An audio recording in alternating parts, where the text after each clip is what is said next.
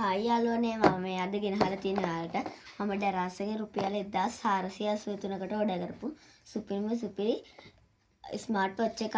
ඉතින් මගේකට ඉතින් හම්බ වෙලා තියෙන මෙන්න මේ පටි වර්ග 4. මෙන්න මේ පාටවල 4. අපි ඉතින් මේකේ එහා පැත්ත බලන්න. මෙන්න මේකට හොඳ මේක charge කරන charger එකක් හම්බ වෙලා කියලා පේනවා. අපි ඉතින් මේක unbox කරලා බලමු. අපිට ඉතින් මේකේ අපිට බලාගන්න පුළුවන් මම ඕඩර් කරපු ස්මාර්ට් වොච් එක. බලමු ඉතින් මේක ස්මාර්ට් වොච් එක. ඉතින් අපි මේක ඔන් කරලා බලමු. මෙන්න මෙතන මේ රෝල් කරන බොත්තමට පල්ලෙහා තියෙන බොත්තම ලොන්ග් ප්‍රෙස් කරගෙන ඉන්නකොට තමයි මේක ඔන් වෙන්නේ. පොඩි සද්දයකුත් එක්කම ඉතින් මේක ඔන් වෙනවා. ඉතින් මෙන්න මේක ඉතින් අපිට මේව පෙන්නනවා ඉතින්. අපිට ඉතින් දැන් මේක පැත්තකින් තියාගන්න. ඊට පස්සේ අපිට මේකට පටි වර්ග 4ක් හම්බ වෙලා තියෙනවා. මට හම්බ වෙලා තියෙන ඉතින් මෙන්න මේ පටි වර්ග 4. ගන්න ඒවායින් මිල වෙනස් වෙනවා වගේම පාටත් වෙනස් වෙනවා. ඉතින් අපිට මෙන්න මේ වගේ පාට 4ක් තමයි හම්බ වෙලා තියෙන්නේ. ඉතින් මම මේක මෙතන තියාගන්න. ඊට පස්සේ අපිට මේක charge කරන්න මෙන්න මේ වගේ charging cable එකක් හම්බ වෙලා තියෙනවා.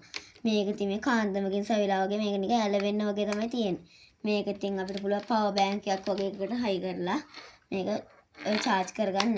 ඉතින් අපි මේක charge කරගමු. මෙන්න මෙතනින් මේක මෙහෙම තියුවට පස්සේ මේක charge වෙනවා.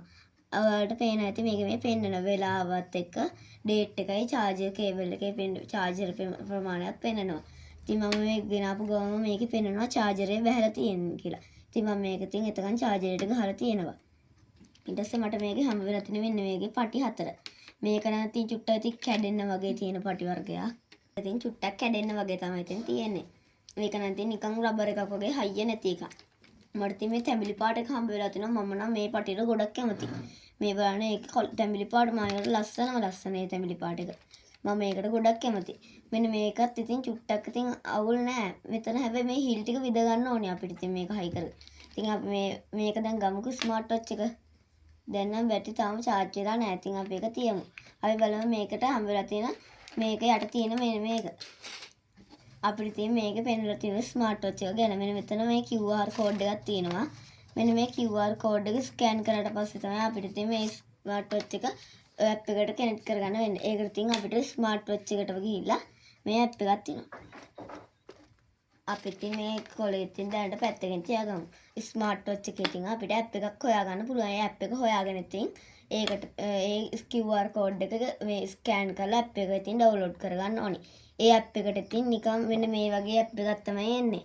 මේ වගේ රූපයක් තියෙන app එකක් නැත්තම් මේ රූපේ තියෙන app එකකුත් එනවා. ඒ app දෙකම download කරගත්තත් අවුලක් නැහැ.